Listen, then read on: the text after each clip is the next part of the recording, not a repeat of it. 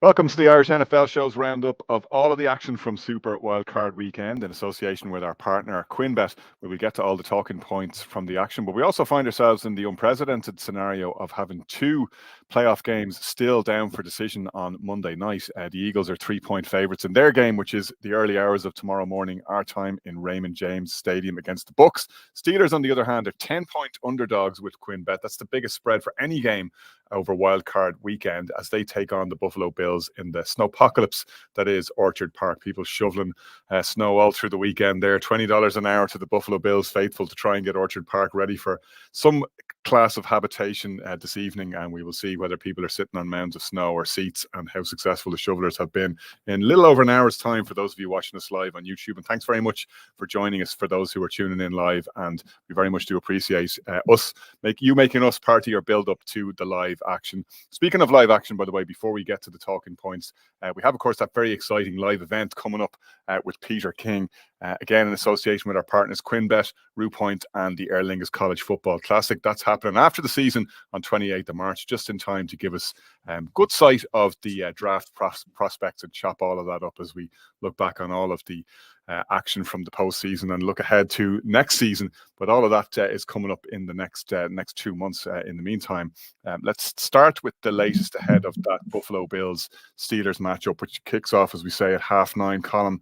Conditions are a little bit better than they were yesterday, better than those conditions which forced New York Governor Kathy Hochul to postpone the game on public safety grounds. But we're still looking at -9 degrees Celsius, if I've done my Fahrenheit to Celsius conversion correctly, about 10 to 15 mile per hour wind. I won't put that into kilometers per hour, but you get the picture.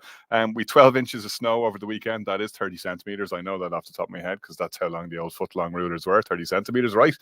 So the betting line is still at 10 points, but weather can be a great leveler.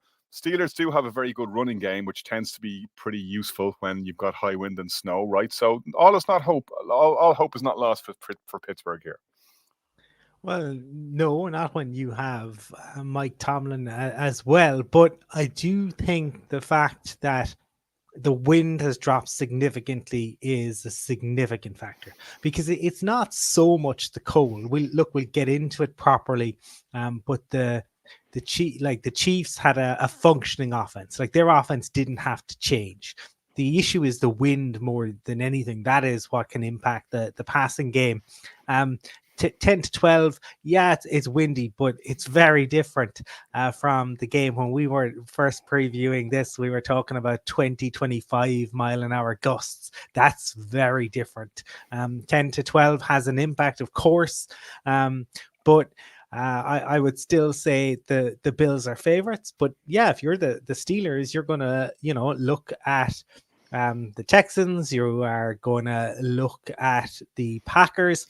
And you're going to say, why can't we go out and do that? And they will certainly play hard for Mike Tomlin.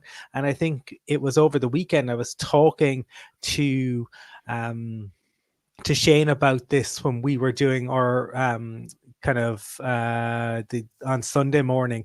There seems to be a report from Florio that Mike Tomlin is going to assess his position at the end of the season. Now, I don't know when he announced that. I talked about the fact that I think the Gerard Mayo piece undermined Bill Belichick. I go back to Alex Ferguson on that.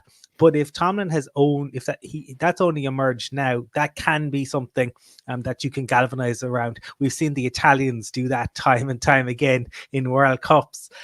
So I would not say that the Steelers are completely out of this. We know the Bills can have bad games. So Bills are favourites, but Steelers to be there or thereabouts. Brian, we do know that the Bills can have bad games. They've had two of them indeed in the last few weeks. They had a pretty bad game against the Chargers, although they just about got over the line. They had a pretty bad game against the Patriots, as Colin just mentioned, and they kind of fell over the line in that one. We're probably lucky enough to get away with the result there. We saw one team in particular over the weekend, the Cowboys, absolutely collapse under the weight of the pressure that they were under and the pressure that they put themselves under. And pressure seems to have gotten to the Bills now and again in the postseason in recent years, but they came in slightly under the radar by the lofty standards they've had over the previous couple of years, which we were speculating might actually help them on this postseason run. Are you still confident in them as we were when we did the initial preview when we were looking at the wind tunnel in Orchard Park? Yeah, I would be. Yeah, and I think there's a different dynamic here because other seasons, as the season has transpired, excuse me, they've been having a really strong season, made the playoffs and heavy, lofty expectations, favourites to win the Super Bowl. Last year, obviously, midpoint of this season, looked like they could be out of the picture. Went on a fantastic run. I actually think this probably benefited them, to be honest, over the last 24 hours, 40 hours since the game was pushed back to 24 hours. I think you've made some really valid points, which we put out this evening around the intensity of the Steelers team and how playing in adverse weather conditions would really suit them. We saw how kind of beneficial it was to them last Saturday night in Baltimore with the run game.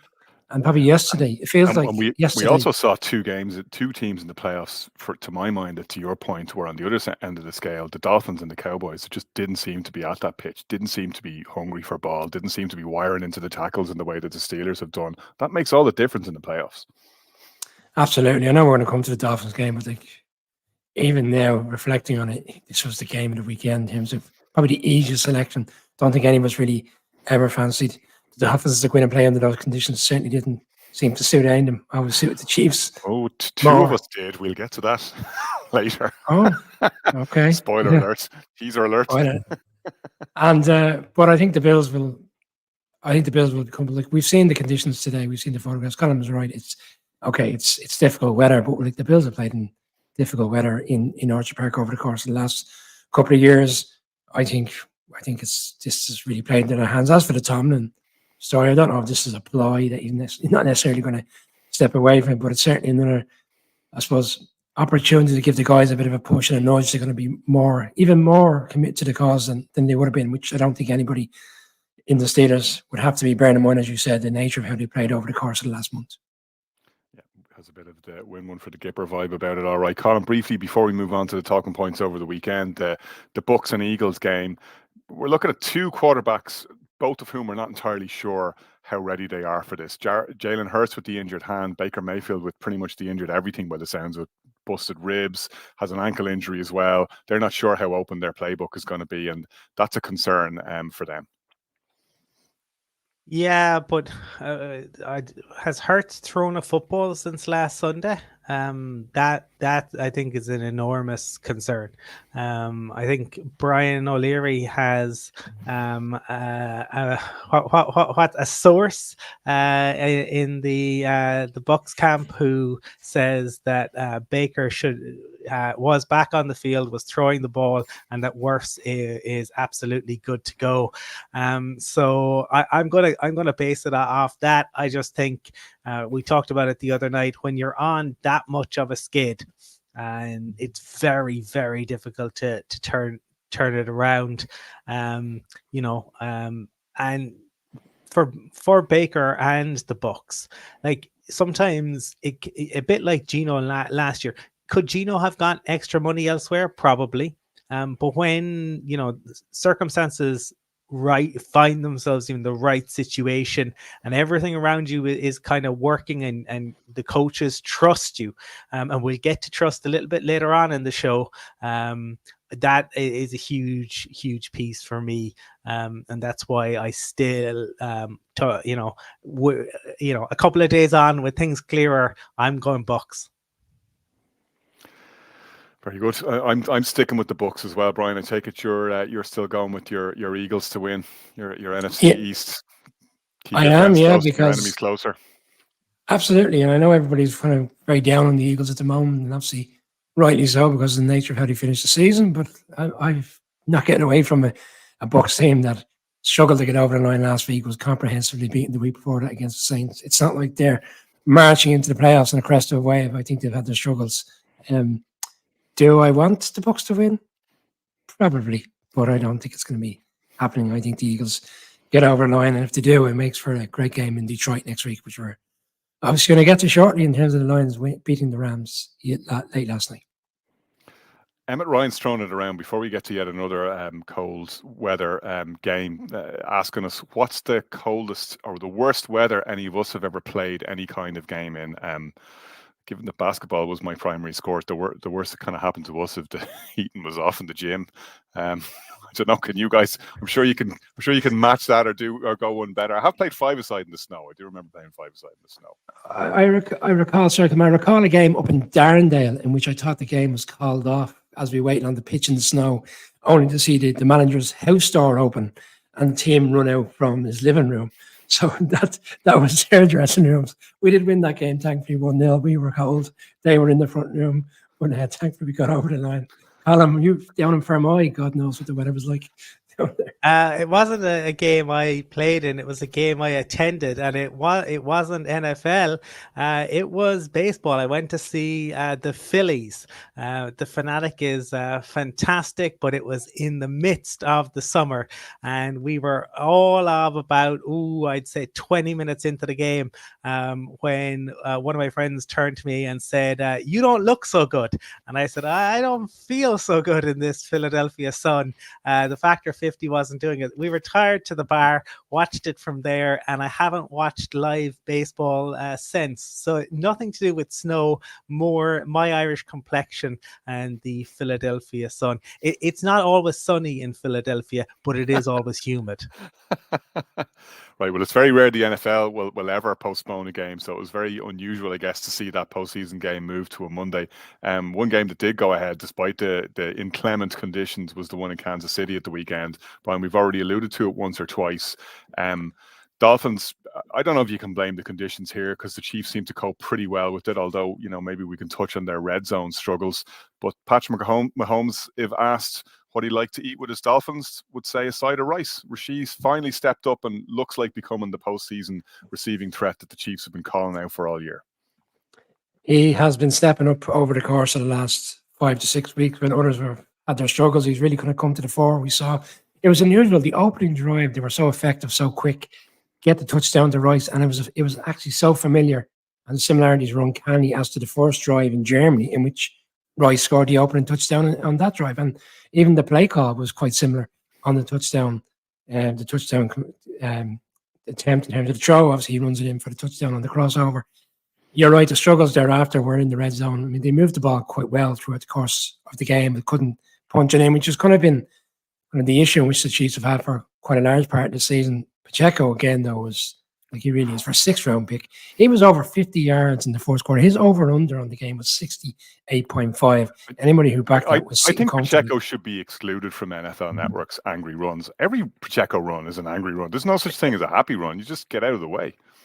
But the one in the open drive, I think, went for 27 yards, and it was just like the Dolphins guys were like, we're not here, we're not interested. Now, they definitely weren't interested on Patrick Mahomes' run later on in the game, in which he cracked his helmet, where you see Eli Apple, and I can't recall the other guy making a business decision not to even bother with a tackle. Offensively for the Dolphins, it never got right. I know they got the touchdown, they got back into the game. This was exactly how it played out in terms of the nature of what we thought would be methodical for the Chiefs. Defensively too strong. Tua would struggle in the conditions. It would never get going for the Dolphins. It pretty much played out exactly as we thought. And right now, it looks like Paddy is going to, what's the words, ride the defense into the playoffs, because it looks, if the Chiefs are to go further, it is on this defense. Colin, talk to us about this Spags defense. The clip has been widely shared on social media. If you haven't seen it yet, I recommend you do a quick search for it on X, because there's one particularly masterful bit of Spags disguise where they go from a 2-high look to a 1-high look back to a 2-high look, completely foxed Tua, and he throws the pick. And the Chiefs never really look back from there. No, I've got to say it. Spags is the defensive coordinator Vic Fangio wishes he could be, because he actually makes it happen. He doesn't slow you down. He bullies you. He puts you back in your place. You wish you were elsewhere. We'll come to it, I assume, a little bit when we talk about Tua, but just for an example on that. The Dolphins, there were some blown coverages, right? And it's always funny to me. Like I saw yesterday, people sharing about Gilmore, and every cornerback has some. So yeah, there were moments, for example, the Tyreek Hill, where coverage gets blown, but that happens on defense. You take your chances, but ultimately the Dolphins just refuse to move the ball or try pushing the ball downfield. And in Nick Bolton, my goodness, are the Chiefs glad to have him back. Nick Bolton has entered the chat. Yeah, and he makes life very difficult. He, to me, like Jock for the Browns is fantastic, but he can sometimes be almost overly aggressive at times. He just wants to play downhill. Bolton is a bit more of a finesse player, I think, I just think that the Chiefs, like they've taken away a lot of the names outside of, say, Chris Jones. But that defense is so young, it's so good. And what he does, and I saw a mention of this on Twitter today, that the defenses that refuse to adapt, right? That we are who we are, and we're going to show you. Well, they're going home. But Spags comes And up you, with a you game touched plan. on this when you were talking about Flores earlier this season. Looked at the parts he'd got and assembled them into a new vehicle. Like, it's not just, oh, you can have any color you want so long as it's black. Like, as you say, the really good coordinators are the ones that know how to get the best out of the parts around them. But, it's also the motivation that those Chiefs players are playing with. Again, there's another great clip that's worth checking out if you haven't seen it, of L'Jarius Sneed just bullying Tyreek Hill at the line of scrimmage, just jamming him up, just beating him up. Like, they're mean. It's not just that they're a very talented defense. It's not just that they're well schemed. They're well up for this. You saw Chris Jones getting mock annoyed about only getting credit for half a sack afterwards. Like, they really, really are pinning their ears back in this postseason, and watch out. Yeah, and Sneed was robbed of an All-Pro. For me, I think he has been magnificent for them. But it's not just that he works with the pieces; it's that he comes up with plans on a week by week basis. You do not know what exactly you're going to get from them. And the other thing, Connor, that is, I think he's so good at, right? The defense gets better as the season goes on, but they also get better as the game goes on, right? So he learns what you're going to do, but he doesn't push all the buttons in the first half. It's generally as the third and fourth quarter, and it's like you're in a vice, and he keeps twisting it and twisting it, and it gets worse and worse, and you just cannot escape. And that is what they are going to have to lean into. Yes, the offense looked better, but there were the drops. But ultimately, it's the defense the Chiefs are going to have to lean into if they're going to continue to progress in the playoffs. Brian, let's talk Dolphins, because this time last year there was a bit of a feel-good factor. They made the postseason, had to play a game without Tua. Skylar Thompson battled manfully. The Dolphins battled manfully, just about went down against the Bills. Went away thinking, yeah, we get Tua back. We'll go again, and we'll go one better at least. That's not the way it's panned out. And now you're in a situation where, for all of the early season promise, it became so Dolphins at the end. Weak showing in the cold against a real contender, same as it ever was, really. Every time they show up against a team that's above 500, that is a genuine contender, they just can't compete. I only beat one team who made the playoffs, and that's the Cowboys. And we're going to come to that again in terms of whether both sides are deemed to be fraudulent. The two is an interesting one. I know it's kind of similar to Dak now in terms of where the Dolphins go, because Tua was fantastic on the first read and even the second read, but then he gets into these struggling situations, and you could argue a lot of it's down to poor offensive line play. But something doesn't strike me as being 100% convincing of whether Tua is the right answer there. But they're kind of leveraging with these contracts. It's difficult. One, a lot of players, the defense was so strong, and it kind of got them out of a lot of jams this season when the offense kind of regressed, because it started so hot at the start of the season. I think this team put 70 points up. They were putting 40, an average of 37 points up in many a home game. Defense kind of kept them, in the right place second half of the season. But once the injury started to kick in, you called it last week, the nature of losing marquee players at this time in the season is critical, and you can't get by. You can't get by with the second round of players they have. They're just not at that same level. But I think there's a lot of questions for McDaniel, because they kind of have similarities to last season. They started strong. They had a big win in Baltimore. And it's probably fizzled out even more so this season. But I think there's a lot of stuff to be resolved there. The head coach has to take, for me, has to take a lot of blame. Rory made a very good point there. His interview coming out for the second half didn't strike me as a head coach that was after coming out of a locker room which he went in to really motivate the team. And he still looked very off in the second half. It looked like I wouldn't say he lost the team, but it certainly looked like the team at this stage were on their way out, shall we say. All right, that brings us to the end of our first segment of Talking Points. Just 2 seconds, kind of. I just want to highlight, because I think challenge flag. I know where we're going to be, and we'll probably get into it more. But I think that while there's issues with McDaniel, I think there are enormous questions over Tua. Like, do you really believe? Does anyone believe that Tua is the guy? Like, he is, when everything is working, and he can anticipate and he couldn't put. But when things go wrong, and he has to drop and he has to make it happen, he doesn't. He can't. And Dolphins fans won't like that. The case for the prosecution is system quarterback, and he has done nothing to disprove that when he's pushed out of.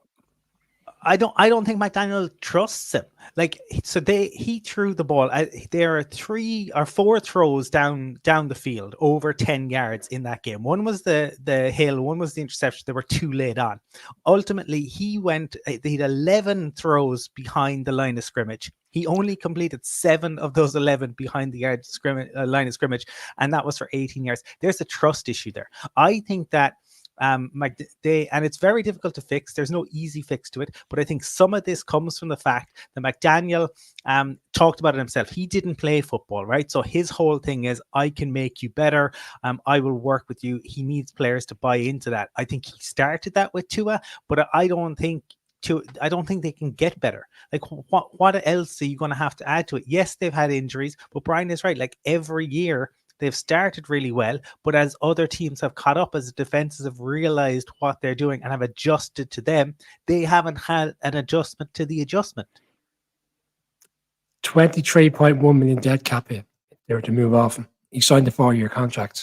They're going nowhere. Stuck with him next year, but I think that, like, and maybe you run it back. You hope that he plays well, and then essentially you franchise tag him. But I think they might have to look, because they're in a really difficult position. The team is getting older. They're a pretty old team. They have some younger pieces, yes, Waddle and A-Chain, but Hill is getting older. That defense is getting older. Bradley Chubb is coming off yet another serious injury. And it's not like they have a huge amount of cap space to play with. They're in a difficult position. I tell you who are not in a difficult position and who have no question marks about their quarterback after the weekend is the Texans, because CJ Stroud very definitely is the man. 3 touchdowns, no turnovers. He looked as composed as you're going to see a rookie playing his first postseason game. Well, at least until we saw Jordan Love on Sunday night. Brian, Stroud did everything you could have wanted him to do and more. And, you know, that game finished as a runaway train for the Texans, and they were resting their starters come the fourth quarter. But first half of it was just back and forth. It was electric, swinging haymakers, and he just didn't blink. The Texans didn't blink. The first half, I think, caught a lot of people off guard in terms of what their expectation was for the game. Going into it, I think we kind of expected a kind of back and forth game in the sense of 3 and outs for a large part, because both defenses would be on top. But to have it at 17 and 14 and 31 points in the first half was quite significant. And obviously then a late touchdown from the Texans to win with a better score at halftime. Obviously, for me, the key, whilst it's a runaway game, that particular drive, and Colin was rightly called it over the weekend. I think he touched on it last week. As well as Flacco does with some of the great throws, he also throws great interceptions. I mean, the initial interception, which was run back for the pick six, the one that went for 70-odd yards, that's an inexcusable play, because at that stage you're down by 10, they're driving. There's an opportunity to even take a field goal there if he throws that out of bounds. And it's a 7-point game, and then it just swings completely into a 17-point game, and it only kind of gets worse thereafter with the second pick six. But that's not to take away from Stroud, who had an absolutely fantastic game. 16 of 21, 274, 3 touchdowns, and not even 3 touchdowns. Like, there was other throws that he knew it himself. In particular, the touchdown to Dalton Schultz, because on the previous drive he missed Nico Collins by maybe 2 to 3 yards, and he put his arms like, "That's on me. I missed that one." I think he recognised, I really should have made that play. He left a couple of throws and touchdowns behind there in that game. I mean, it could have been so much worse for the Browns, but for him to go in his opening playoff game and play in that manner, it's fantastic. And it just kind of solidifies what we all thought, which is he's the number 2 pick, but he really should have been the number 1 pick. And if it wasn't for meddling owners, the Panthers would have had him, and as opposed to Bryce Young. But c'est la vie. divisional round. If they go to Baltimore this weekend, I think they have a real chance. And people will say, but they're the one seeds. They played them in week 1. They only lost by a touchdown. Stroud played really well in his opening game. The Ravens couldn't manage it for large parts of that game. They will give them a real test this weekend. Call him a noble spirit in Biggins, the smallest man, as Jebediah Springfield once said. A noble quarterback in Biggins, the smallest team. Yeah, look, I mean, I think I could wax lyrical about this Texans team. Mea culpa. I was wrong about the Will Anderson pick. D'Amico Ryans wanted to change the culture. Anderson was absolutely fantastic. And the biggest thing about it, Connor, is that he does the dirty work. In the same way that the wide receivers, the likes of Nico Collins, they do the dirty work as well. And when Will Anderson, who is, they're certainly on the defensive line, is their standout player, when others see him doing that, the other thing that they did, again, they adjusted. Derek Stingley traveled with Amari Cooper. Derek Stingley had not played on the right side cornerback more than, he only played 4 plays over the course of the entire season. They came up with a game plan. They weren't letting Amari Cooper do what he did to them previously. That is what good defensive coordinators do. And they didn't move him, and he didn't get disheartened when he got burned early on either, which I love to see. That, again, you talked about it earlier in another context, trust and faith in your players. We know Derek Stingley is all pro level defensive back. He's an all pro level cornerback. Let him do his thing, and over the course of the game, he played to his potential. But Colm, you set it up nicely there, because you talked about being wrong in your pick. So look, let's come to one of the biggest storylines over the weekend as far as the Irish NFL show was concerned. Mr. Perfect, the Unsullied, the run, the streak finally came to an end, Brian. You were 13-0 in the playoffs last year. And not only did Joe Flacco and the Browns go down, unfortunately, that beautiful run went down too. Where did it all go wrong? Too much faith in Joe.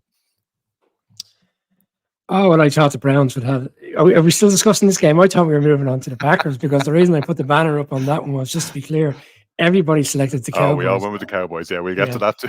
We'll get to that shortly. Look, I thought the Browns would find a way to do it. I thought defensively they would figure CJ Stroud out, or at least slow him down to give themselves enough time. Even in the first half, towards halftime, I still felt comfortable that the Browns would navigate away in the second half.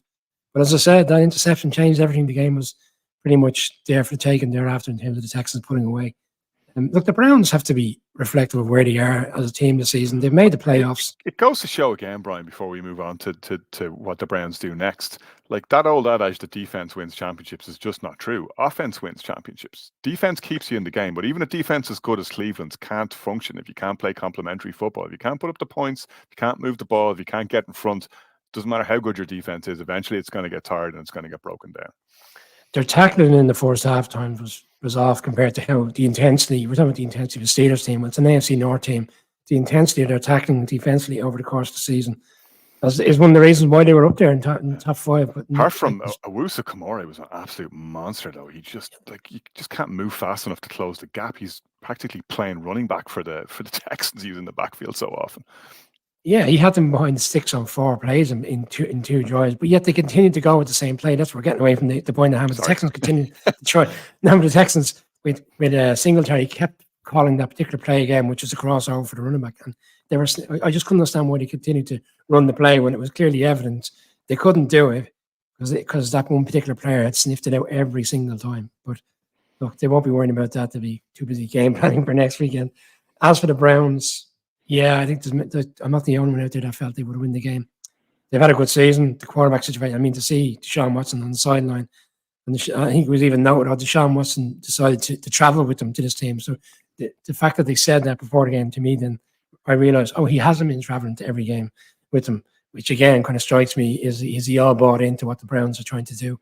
4 quarterbacks this year.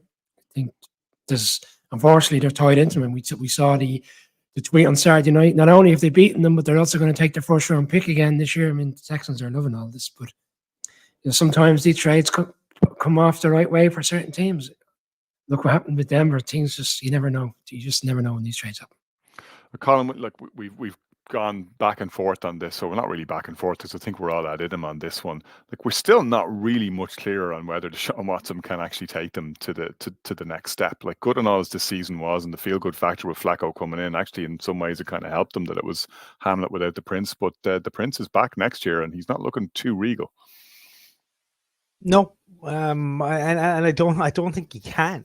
Like, he's suddenly going to turn on. The last time we saw Deshaun Watson play quarterback at a decent level was what, 4 It was years a Ravens ago? game, was it? He was good in the Ravens second half of the Ravens game. He was fine. But to play consistently at a decent level, it's 4 years at this point. That's 4 years. Like, imagine you were saying to somebody else, listen, we know that, like, you know, it hasn't happened in 4 years. The only way that it can happen, quarterbacks and perhaps boxers, you know, that somebody will take the chance and they'll give you a nice big purse because a guy was a good fighter some years back. But look, they're landed with him. The issue for me, I suppose, for the Browns is the defense. It's so difficult to replicate that year in, year out, right? Even really good defenses, there's a drop off. Now, for the question, I think for the Browns is the drop off from 1 to 4 or 1 to 14? Because if it's 1 to 14, which it can be, then that's a real issue. I think it is, and but again, you're back to that point, and Aaron Schatz is a great man for making this one. That you work on your offense, you wait for your defense to be good enough, and you hope the two of them come together in the same season. Because to your point, it's nearly impossible to replicate that elite defensive performance year in, year out. You have to stay in the band, absolutely, and not drop off too much, to your point. But it's the work on the other side of the ball that makes it all happen. But to me, Connor, as well, there was a lot of talk, and I think maybe things have changed now over this season has maybe taught people things. But there was a lot of talk about, if Deshaun Watson can be average or just league average and just good enough. But good enough, that's not it. Like, you're talking about Josh Allen, right? Josh Allen is an absolute freak. Okay, Patrick Mahomes, absolute freak. Justin Herbert, if the Chargers can get a decent head coach in there. Lamar Jackson, Joe Burrow is going to be back. CJ Stroud is sensational. Right? That's just the top tier that you're dealing with. You've also got the next year, Trevor Lawrence, Anthony Richardson, looks like he's ready to take a step. And then on the other side, you have Jordan Love ascending. And you have a couple of more QBs entering into the league as well. It's being good enough is not good enough. You need your QB to elevate you. Which brings us nicely, Brian, to the Green Bay Packers. If there's a quarterback that elevates a team, then his name is Jordan Love. Like, at times, watching him throw off the back foot, watching him throw jump passes, watching him sling balls through tight windows. One amazing throw between two defenders to Romeo Doubs. Jordan Love looked like Aaron Rodgers 2.0. He literally looked that good. Perfect passer rating in his first playoff game. Who does that? A guy that's gone a different route to what we're used to seeing, or you have suggested and talked about over the course of the last 3 years, which is put your quarterback in immediately. The Packers have. I was just thinking back during the game last night, and I remember a couple of years ago when Rodgers was out injured. I think actually it was maybe COVID, I can't recall, but they went into Kansas City and Jordan Love played, and he just was out. He was like a. This is the one where the family got the crap seats, was it? Yeah, that's right. The top end seats in the top of the Arrowhead Stadium, and he was completely awkward again. People were going to go, he's a bust. And even earlier on in the season, I don't want to forget that some Packers fans were questioning whether he was the right guy, and all of a sudden, we very much know he's the right guy. I think what caught the Cowboys in particular by surprise last night was his agility and ability in around the pocket. It's like we're talking about a Packers offensive line that's second in the league, but it's also second in the league because they've got a quarterback that can move around. It's not just about staying within the pocket; he can get out the perimeter. The Cowboys' defense last night didn't help themselves either. They were completely off kilter. They played man all season, and yet they went zone for large parts of the game. I mean, you can't move from one particular plan over the course of the season, which has been a very effective plan, to go in zone, and there's complete mismatch. Dan Quinn trying to show he's Bill Belichick to get his next job. I think Dan Quinn recognised last night there was 4 or 5 receivers on the Packers. We're so used to teams with one marquee receiver, and he's the key focus, and they put the best player on him, whether it's Blount or whether it's Gilmore over the course of the season. The Packers right now, like going into the game Their last night, top receiver this season, Jaden Reed, didn't even have a reception at the weekend. They didn't need him. that was the point I was going. I was going to say, Sorry. one of their most effective receivers was Reed. But it's to your point, Connor. Like he didn't catch a ball. He only had one ball going his direction. That was in the third quarter, which was an incomplete pass. And yet they didn't need him. Wilkes, Dobbs, they stepped up last night. But again, I don't know. And we touched on another thing that was like Aaron Jones ran the ball down their throat last night. And we talked about over the course of the last month in particular, how Miami on Christmas Eve ran the ball down the Dolphins' throat. The week prior to that, the Bills ran the ball down their throat. And the Lions ran the ball down their throat for large parts of that game. And they got out of jail in that game. And earlier on in the season, the 49ers put a beat down and they ran the ball down the throat. They can't deal with physical running teams. And that's essentially what the Cowboys did. Sorry, what the Packers did. 8 minutes on the opening drive. They couldn't manage the run, and they were totally out of control for the entirety of the game. They never got a sense of control at any stage of the game.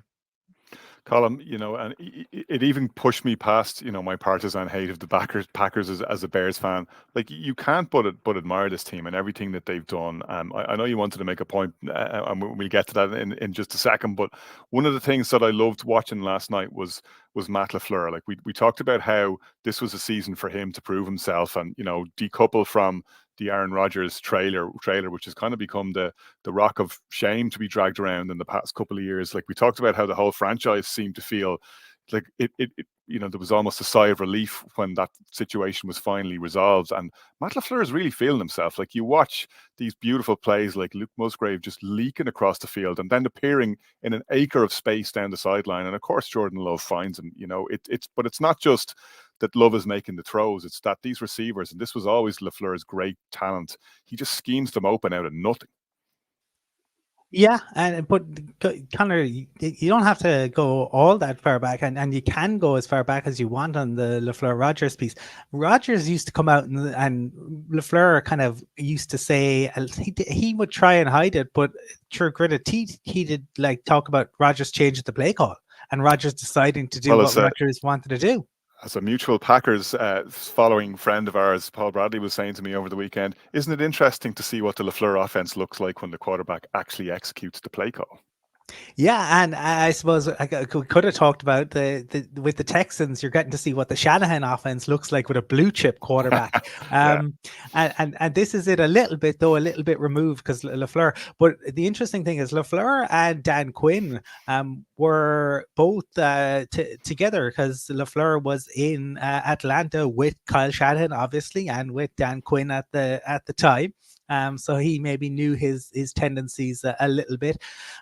But yeah, look, the LaFleur and the organization deserve enormous credit for the way in which they've brought the team on. But why didn't they do this 2-3 years ago? Like, is this not further proof? Along with CJ, they did get 2 MVP seasons out of Rodgers by drafting Love. To be fair, they did. Brian Gutekunst is the real winner from all this. He was right all along. Indeed, but they could have by the looks of things that you could if Jordan Love had been playing over the past 2 seasons, we could be talking about him having an MVP season because Jordan Love has looked infinitely better in almost in each game. You can see the growth by game by game by game because it wasn't that it was bad at the start. It was just like, oh, he's really raw and he doesn't understand. It was like watching, I suppose, him get used to the pace of the game and everything going on around him. And it is that piece, and Peyton Manning has talked about it. Like, so there's so much happening. It takes time for it to slow down. And it takes time for you to realize that. There's things that worked in college don't work, and it's time to get used to the windows and things like that. That's I just think that this Packers team, they took their licks this year in terms of the dead cap. They have a whole host of dead cap space. They have another second-round pick coming to them, courtesy of Aaron Rodgers. No matter what happens after this, they have had a fantastic season, and I think, credit to Mark Murphy and Goodenhurst and to Lafleur on what could have been a really difficult season. Yeah, 25 years, 214 days, the average age of Packers players in that game. Youngest team And, ever to take to the field in the playoffs. Got us a quick point. Over the course of the last year, we're talking about Aaron Rodgers. Will the 49ers beat the Packers twice in those playoffs when the Packers were expected to go in and win those games? And not necessarily the one, the championship game in San Fran, but certainly the one in the divisional round. Yeah, in particular, yeah. And just sometimes these things have a funny way of balancing themselves out because 49ers are far and above the best team in the NFC right now, but that doesn't necessarily mean they'll come out on top on Saturday night. Sometimes the momentum factor. This is not the matchup they wanted. Like, they wanted the Cowboys. They have the Cowboys number. That's plain and clear. And we saw from the Cowboys over the weekend, they would not have been capable of going to Santa Clara. If anything, this might have spared them an even more embarrassing beatdown, ironically. But the Packers, to your point, that's, you got those funny sort of 2010 Packers vibes when Aaron Rodgers came of age, or even 2007 Giants, dare I say it. Like, there's that, funny vibe when a team has to win and in, they play that effective playoff game a week early, and then they go and win their playoff game on the road. That has a galvanizing effect, and who knows where that'll go. We could be talking very differently. Anyway, wonderful thing for us is that is the Saturday night game next weekend, which is great for fans on this side of the Atlantic, and we'll really relish that one. That brings us to the end of our second segment of Talking Points. What better way to kick off our third segment of Super Wildcard Weekend Talking Points than where it all went wrong for the Cowboys? Jerry Jones' column was in shock.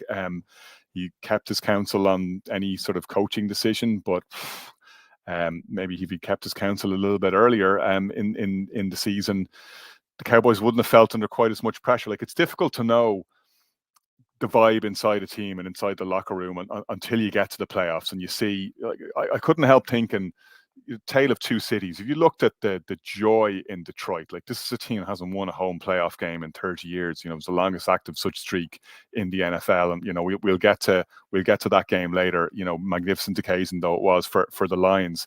In Dallas, it all felt like pressure. And it reminded me of the great Rassi Erasmus line when he was asked before the World Cup final, not the last one, but the previous one, about the pressure of playing in a World Cup semi-final. And he laughed and he said, "This isn't pressure. Like, playing rugby is a privilege. It's not pressure. We do this to bring joy into people's lives. Pressure is not being able to put food on the table. It's being homeless." The Cowboys look like everything is too much hard work. Dak Prescott looked like he was close to tears on the sideline. The players just looked shook. They looked haunted. And they didn't look ready for this moment in any way, shape, or form. No, we've been here before. Like, and everything with the Cowboys, because of Jerry Jones, is so inflated. Like, they go on a run during the year where they're beating some bad teams, and it's like, oh, the Cowboys are the best team in football. Dak Prescott for MVP, and that's not just Cowboys fans. There was a whole host of people. Go back and listen to the podcast. There was a whole host of people who were calling for Dak as the MVP. The amount of abuse that Cam Newton got, and there's plenty that you can take issue with, but like, he wasn't wrong on the game manager aspect of it. And to me, but this all goes back to Jerry. And I was listening to Kevin Clark earlier, and he talked about the Jerry problem, but he's like, oh, there's nothing you can do about that. So why talk about it? It's like, if you want an example of where we got wrong, not just with the Cowboys, but as society writ large, the problem is staring you in the face, but because money's involved, you can't talk about it. We went to the moon and we didn't go any further.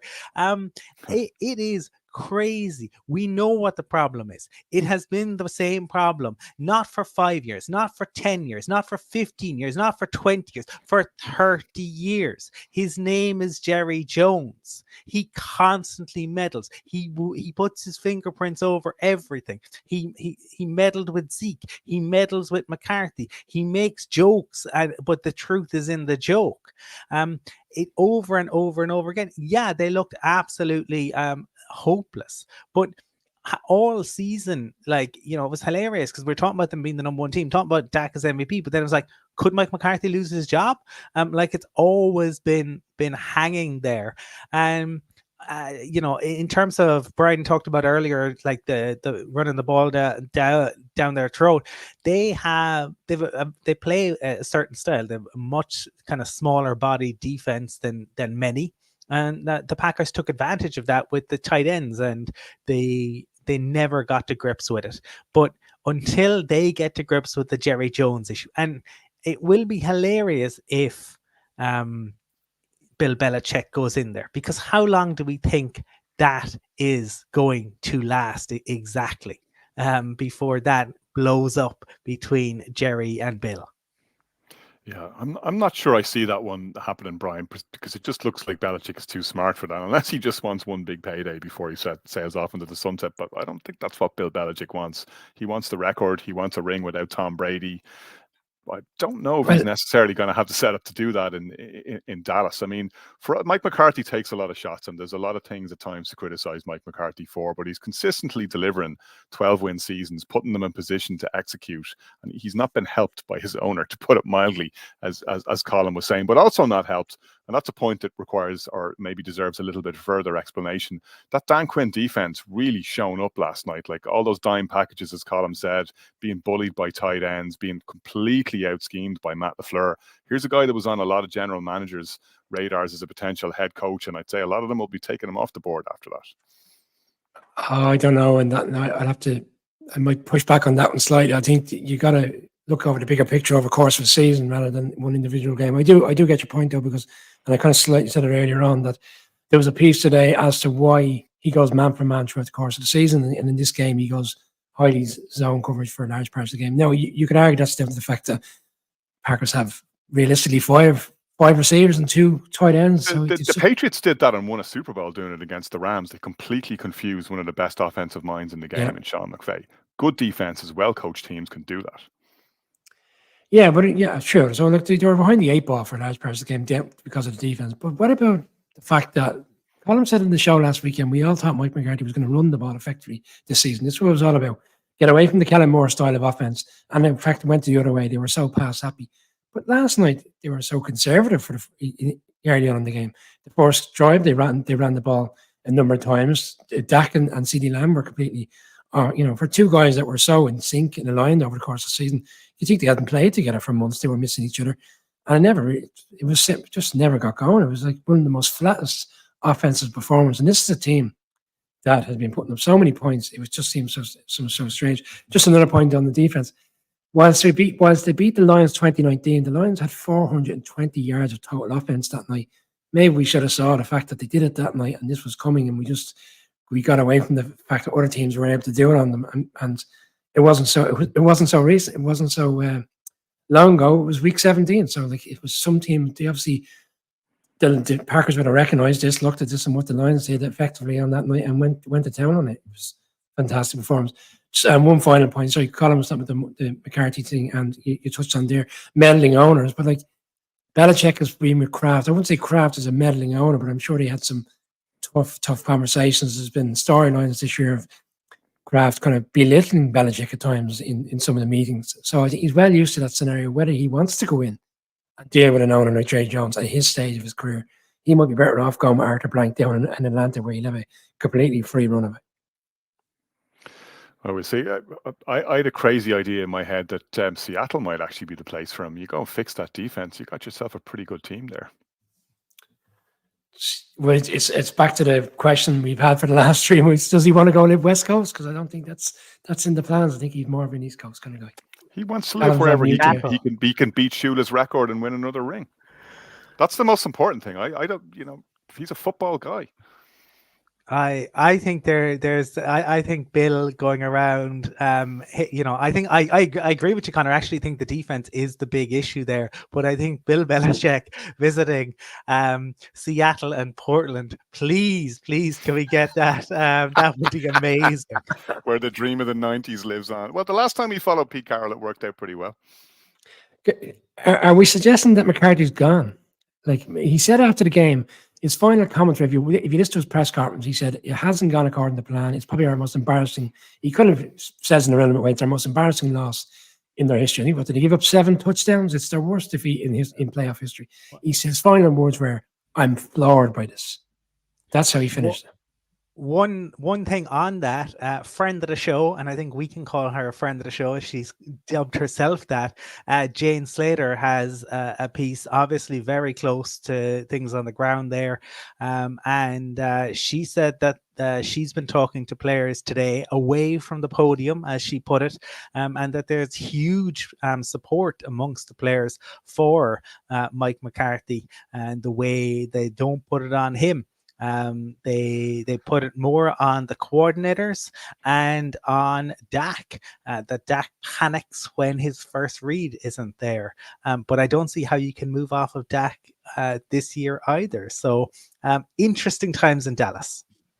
Right, enough on the misery train. Let's go to Detroit, Brian. Put your hands up for Detroit. Fetty Legrand was in fine voice this morning, no doubt, in the pubs and clubs around Detroit. I mean, like, it's hard, and again, Lions are an NFC North rival team, don't get me wrong, but it was hard not to get emotional watching that. Like, that was one of the best, most joyous football sporting occasions you're going to see, like a real highlight for the NFL. Everyone's in the building. Barry Sanders is there. MNF is there.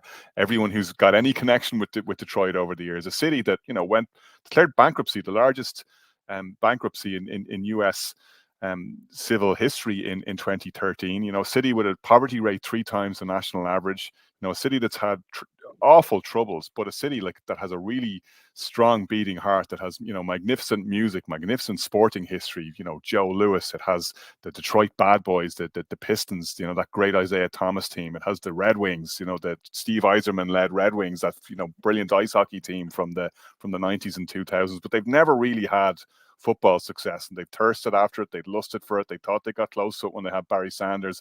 Never quite managed to put the team around it. But, you know, Dan Campbell has done this, and his coaching staff have done this, and Brad Holmes has done this. And probably the most emotional part about it all is that Jared Goff did this.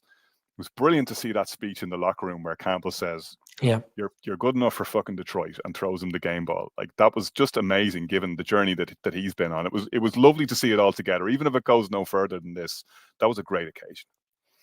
His reaction when he took the first snap as he knew the game was theirs was, for me, that was it was evident that it really meant a lot to him, and he played it down after the game again. He kept referring to in the interview with the NBC staff after the game, in which he said, "It's all about us. It's not about me." But the players said it in the podium. They said it, you know, in the one-to-one interviews after the game.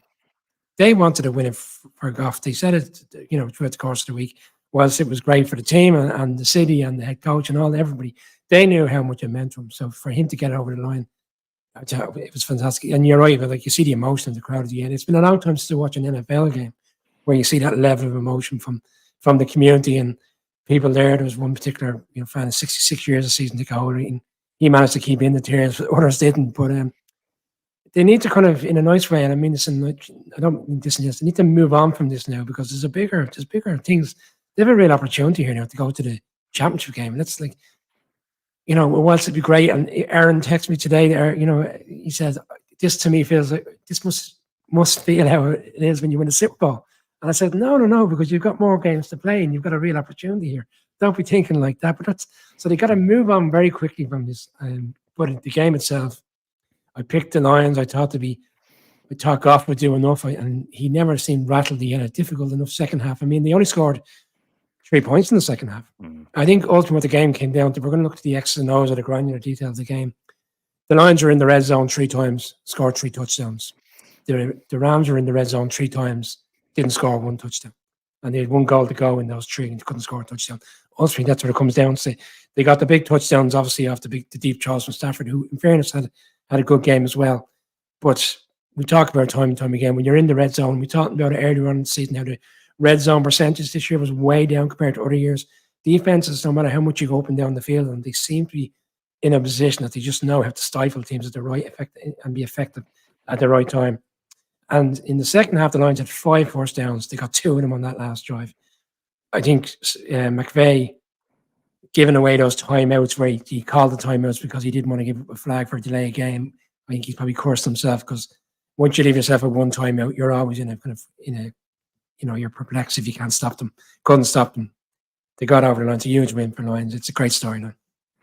Colin, not that I think that Dan Campbell is above criticism, and we've given him some of it at times, particularly for the decision to leave Sam Laporta on the field in a meaningless game, which could have ruled him out of the playoffs. Thankfully, he did get on the field at the weekend, banged up though he was. But we've also talked about trust and faith, and those are big, big things for Dan Campbell. And you see the stuff that he's done during the season.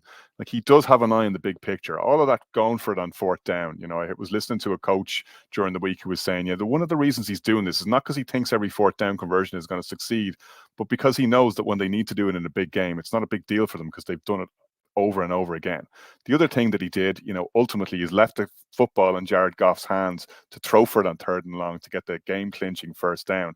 Again, calling back to something that they did a few weeks ago in a similar situation where they could have done what most other teams do in that situation: run the ball, try and eat off a few yards. If you get the first down, brilliant. If you don't, punt and hope your defense can see the game out. That's not how Campbell rolls, and his players benefit from it. Yeah, and it's not just Dan Campbell. It is Brad Holmes as well, and you saw that afterwards. And this is two guys, who are in lockstep. That's what Campbell called it, and that is so important. And trust is key, and players respond to trust. I go back, and when especially now in the post Belichick era, right? But Hightower was absolutely key to everything. Yes, the call in the timeout, but the trust that Belichick had in putting the faith, I'm giving it, and if you feel we need to do it, then you do it. So sometimes it can be in your favor to call the timeout in the right spot. I will say that I think I'm wondering what's going on, because it's 2 weeks in a row where I agree with Nick right now, because he said that in maybe a decade's time we will look back at head coaches using timeouts, instead of just taking 5 yards, and think, oh my goodness, that was absolutely crazy. And I would agree with him there. But I think it's trust, and I think it's funny that Dan Campbell, who is so associated with, the kind of brute force and ruggedness and toughness, is the guy who goes for it. Like, McVay is the guy who was proved to be more conservative. And don't get me wrong, McVay did a magnificent job overall. I do think the Rams will look at this and think, oh, what if? I think particularly on defense, they dropped Hoyt into coverage 6 times, and he gave up a first down, or they gave up a first down every single time. So then we'll look at it and think what may have been. But ultimately, trust and belief. And you don't get belief without trust. And you have to put the trust in the guys. And from that comes the belief. They get the opportunity to do it again at home next week.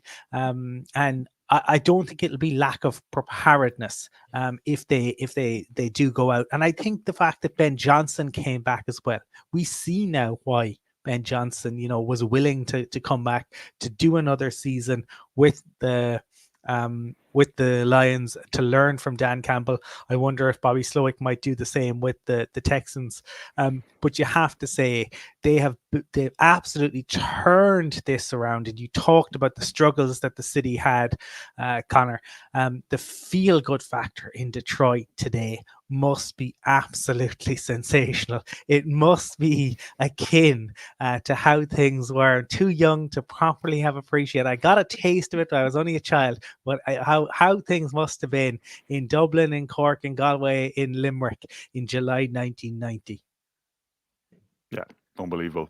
Brian, quick word maybe on the Rams before we wrap up, because there is some football to watch. I've also got to turn the heat down in this room. I'm burning up here. I'm going redder by a second. But they made a mockery, like the Packers in many ways made a mockery of the idea that it takes 2 to 3 years to do a rebuild. They came ready to play this year, and it was again, one of the feel good stories of the year, seeing all those young players and seeing McVay rally them around, and seeing Raheem Morris. Colin gave him his props last week, and rightly so, on the defensive side of the ball.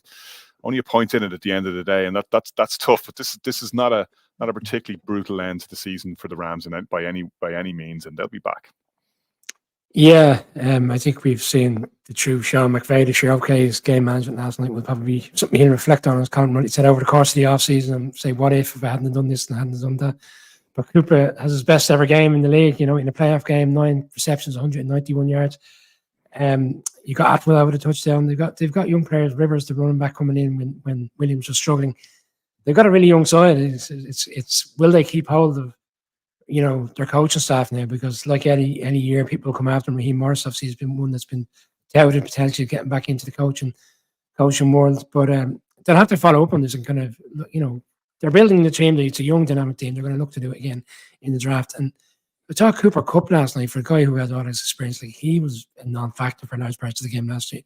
I don't necessarily think he's slowing down, but maybe they are kind of transitioning into a new period where players who've been used for them, like Aaron Donald was one of the key players last night, but he was one of the key players who gave up that, the encroachment flag, which was a critical point in the game. There was like players with a lot of experience last night, for me, didn't step up at the level in which we saw over the course of the season, and other players did, which are the younger players, which bodes well for the team. I thought Matthew Stafford had a really good game under the adverse conditions of it. He seemed slightly taken back after that. Me and Colin spoke about today, the press conference, where he said he was delighted for the Lions players, but he didn't really reflect on. I think they were trying to get a quote down based on the fans and the reception he got. I think he was a bit off by the nature of that, but that's playoff football, and the fans ultimately won a Lions victory. But he had a good game. A lot of bright spots, but I certainly think there'll be one that there'll be room over the course of the off-season. They'll feel they should have got this. Right, speaking of clock management, gents, we need to get out of here and let the good people of the Irish NFL Show audience go and watch some real football, because we've got the Bills Steelers coming up, of course, and we've got Bucks Eagles coming up later tonight. We'll have reaction to both of those games. We'll have the self-same Aaron that we were talking about earlier, maybe giving us a bit of reaction from Detroit and looking ahead to their game at the weekend. Opposition still to be decided based on the outcome of that Eagles Bucks game.